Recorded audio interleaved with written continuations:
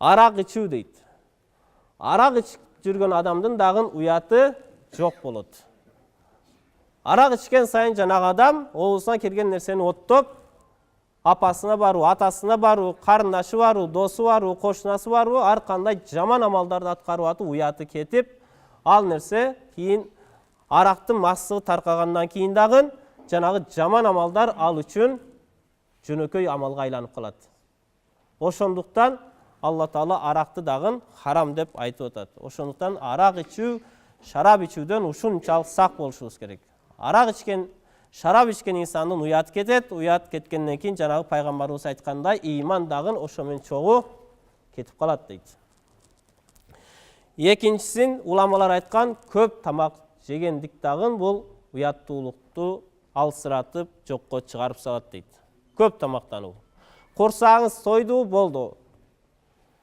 Анан өтө ашыкча, жакшы тамак экен деп, анан курсак тоюп, кекиртекке келгенге чейин жеп алсак, анда жанагы биздин ыйманыбызга шериктеш болгон уятыбызга зыян тийип калат. Үчүнчү нерсени уламалар айткан, муктажмын деп эле ушул өзүңдүн туугандарыңа, кол кошунаңа, досу жарыңа ушул бирдемкени сурап, колуңду сунуп, ушундай кылуу дагы бул уяттуулукту акырында барып жокко чыгарат дейт.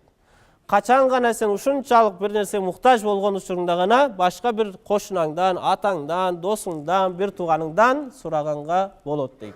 А жок, өтө муктаж болбосо дагы, бир аз эле муктаж болсо, улам досуң машинасин сурай коюп, бирөөнүн карызга акча ала коюп, бирөөнүн дагы башка бир нерсени сурай коюп, ушинтип барганда улам барып олтуруп дейт, адамдын жанагы жакшы бир кулк мүнөз уяттуулук болсо, ошол дагы алсырап жокко чыгып кетет деп уламалар айтышкан.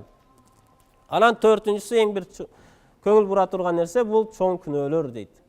Чоң күнөө жасоо бул ошол адамдын уятын кетирип жокко чыгарып, аягы барып шайтандын кулу кылып, адамды ыймансыз калтырат дейт.